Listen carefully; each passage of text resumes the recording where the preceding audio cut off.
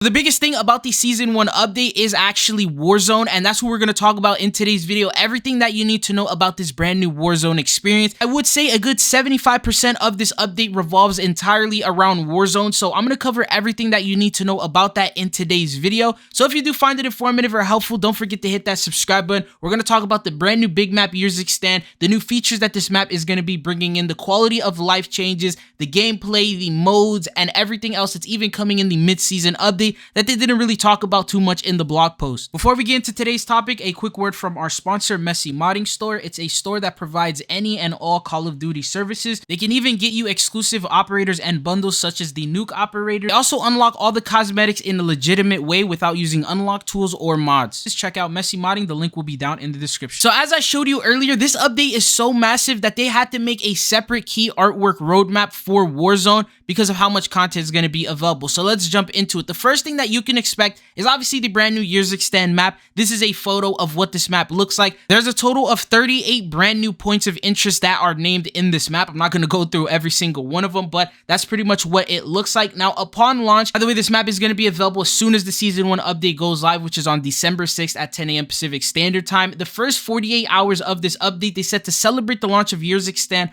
All modes will be set on the new big map for the first 48 hours. So here are what the launch modes are. You're going to have Battle Royale, Resurgence, as well as Plunder. Because this map is massive, Resurgence is going to have to surround a specific point of interest. So they're going to have them in places like Orlov Military Base, Popov Power Plant, as well as Zerevan Suburbs. And then there's just going to be the circle surrounding that area. So that way the size of the map doesn't impact the gameplay all too much. But after the first 48 hours are over, they're going to be bringing back Ashika Island as well as Vondel. Also in season, they're going to be bringing the return of Lockdown, a new limited time mode called Sleigh Ride Resurgence, and more, and that's obviously with the holiday event. But let's talk about some other things that we have. So the first thing is the updated gameplay. So you know that the movement, the mechanics, everything is going to be fully integrated with Modern Warfare 3, meaning that it's no longer going to feel like MW2 anymore, and that includes things like slide canceling, tack stance, ADS wall sliding, running while reloading, a slide movement boost when using the stim tactical. And other than the movement mechanics, there's also brand new features that they're adding in. So first off, there's the backup pistol, which always has a dedicated pistol when swimming or climbing ladders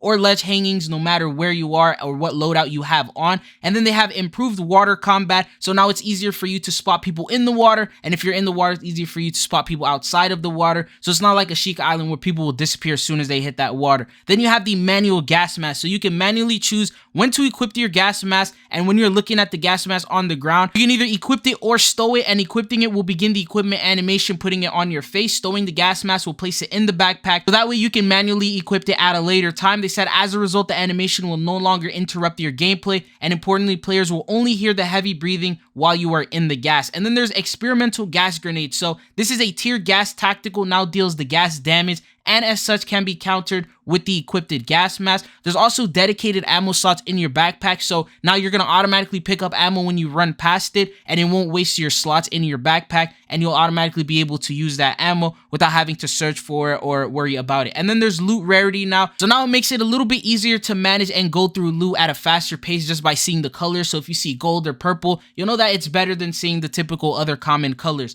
And then you have the contract activation laptop. This is now a laptop that you can activate to do your contracts rather than that super tiny radio that would be a little bit hard to spot sometimes. So it makes it so much easier to see. Then they've also updated the TAC map icons to better serve you and give you a variety of easily distinguishable new icons so you can actually differentiate between what's going on when people mark things. And then you also have the classic red dot mini map. You also have improved loot spreading, so they've spread out the loot evenly. So now if you land on the edge of the map, you'll still be looted up and you'll be good to go compared to someone who loots in the middle of the map. You'll still be able to get decent loot no matter where you go. And then there's quality of life carry forward. So all the best changes from Warzone and Al Mazrah that we saw previously are now added right here at launch, so we don't have to worry about waiting an entire month to get redeployed drones or getting something that should have been added on day one. That's all going to be available. And then they have new environmental updates. So what this means is they have a new drivable train. So this train gives you the opportunity to be able to break it, be able to stop it, or you'll be able to move it again. This is like a little short clip of them showcasing the train. You also are able to use a UAV tower that's there, as well as a buy station. So it's sort of of acts like its own point of interest. And then there's other map updates such as horizontal and vertical zip lines. This make movement around the map a lot easier. You can go from one location to another without having to worry about being too slow. And then they also have a brand new vehicle that's going to be available at launch, and this is called the Coyote. And this is a photo of what it looks like. They've also mentioned that there's going to be returning contracts, new public events, as well as strongholds. You have the big game bounty contract, which activates this contract to put a bounty on a player with the most eliminations in the match. Take them out and you get an advanced UAV. You have the flyby public event. A new public event arrives in Kazakhstan where there is a chance that multiple drones will fly in to drop additional buy stations into the war zone. Then there's updated strongholds. In order to make each map unique, strongholds have now been moved to the public event system where there is a % chance that they can become accessible to infiltrate during an infill. As a result of this change, players may also encounter cash drops during infill and may also find black site keys in the ground, allowing you the opportunity to open a black site in any match. Now, going on to the new perks that we have. So first off, these are going to be the default perks. So you will have all these available for you at all times. And that is going to be the tack pad, which improves your slide distance and allows you to full ADS while sliding, along with increased tack stance transition times. And then you have enabled reloading while running. Quick grip gloves increases your weapon swap speed. Climbing boots increases climbing and mantling speed aspect. And then overkill allows you to pick 2 primary weapons. So now you don't have to worry about putting perks on to be able to have these. These are automatically granted to you once you load up into a game of Warzone. But here are the ones that you're able to put on. So you have irradiated, moves faster and take less damage while you're in the gas.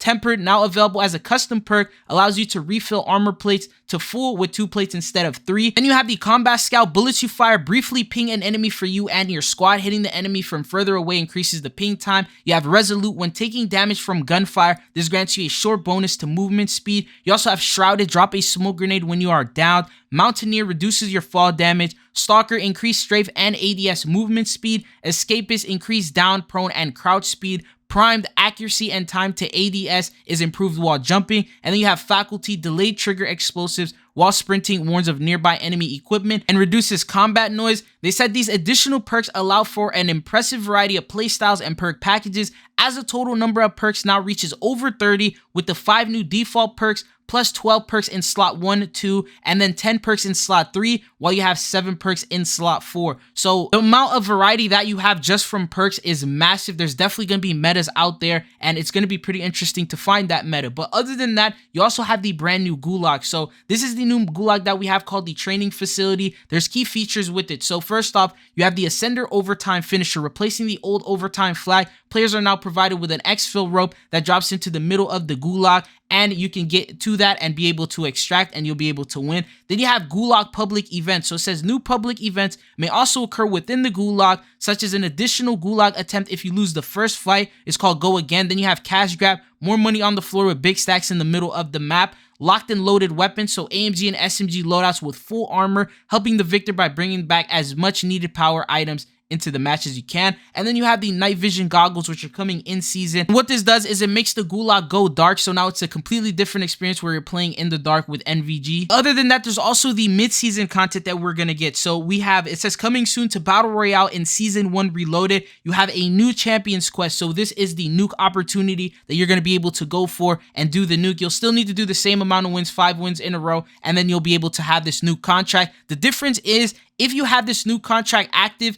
and you get eliminated, you're actually going to drop it. So that means anyone in the lobby is going to be able to do it. So you don't necessarily need to get the 5 wins. You just need to eliminate someone who's doing this champion quest and take it for yourself and complete it, and you'll be able to actually get the rewards from it. Apparently there will be brand new rewards, new operators and blueprints and all that, but we just don't know what they look like yet because they're going to be coming in the mid-season update. The second thing is there's going to be new Covert Exfil. So there's going to be a way, I guess, that you're going to be able to exfil by completing certain challenges that are going to be within the game, which they're probably going to be difficult and hard to do, but if you're able to do that, you'll be able to exfil and win like that. And then the third thing is there's also going to be weapon cases. So you remember how in DMZ we had weapon cases where you exfil with them and you would get rewards? It seems like they're doing the same thing here, but for Battle Royale. I'm not exactly sure how that's going to play out, but they mentioned that there's going to be a new selection of rewards that you're going to be able to get by exfilling with the weapon case. So I'm assuming you're going to need to get that weapon case, or if someone else takes it, get it from them and then exfil with it, either doing the Covert exfil or winning the game. and then you'll be able to keep it. And then finally, the last thing that's going to be available is the CODMas event that we have. They did mention that there's going to be some brand new modes. There's going to be a variety of different things going on with this mode. So first off, the map is going to get updated. We know that the train is going to have a new holiday look to it. It says Santa has taken over the train in Stand, and he'll be handing out presents to all well-behaved operator he meets. Those who choose to be naughty, on the other hand, will be met with heavy resistance. So I'm gonna assume that this is where you're gonna be able to get some loot. It might drop some loot, and you'll be able to get some really nice things from there. There's also gonna be snowball fights. You're gonna be able to pick up snowballs and attack operators with them. And this says, as a part of players' default loadout, as well as end ground loot represented by a snowflake icon on attack map, you can find these rather lethal snowballs all over the map. And then you also have different crates. So it says Santa has delivered presents across Stand via a number of holiday crates. Open attack map to reveal their location in match and get to the trees and earn the rewards in the vicinity. However, be ready to fight for your spot as a flare is sent up when operators interact within the immediate area where the crates are found. So this will let everyone know that you are there. And it says those who hold the point the longest will be gifted a chance to meet Santa, or at least something that used to be Santa. And then what that is, it says once an operator obtains a key from the Deck the Halls, which is going to be these Christmas trees, a merry portal will appear. Take the portal to face off against a zombified juggernaut Santa. You defeat this evil incarnation of Santa before rummaging in his massive sack for a variety of valuable loot. So this is going to play just like it was with the Halloween event, where you have the opportunity to teleport over to Santa and fight him. He's like a boss, rather than how they had it with Krampus, where he would just spawn in out of nowhere with like the massive amount of health that he had, chasing you around the map, and there's just nothing you can do about that. In this one, you have a choice whether you want to go over there, get that key, and fight him yourself, or you could just play the game as usual. So they give you a choice, and he doesn't alter or mess up the map in any sort of way, but you'll have to be teleported towards him in a brand new area. So think of it like it is with the Butcher Boss that we have with the Halloween event. But this is pretty much everything that you need to know in regards to Warzone. I hope you found this video informative. If you have any questions in regards to Warzone, comment it down below. I'll try to answer as many questions as possible. Thank you guys for tuning in. Hopefully you found the video informative. But it's been your boy Trizzle, and I'll see you guys again. Peace.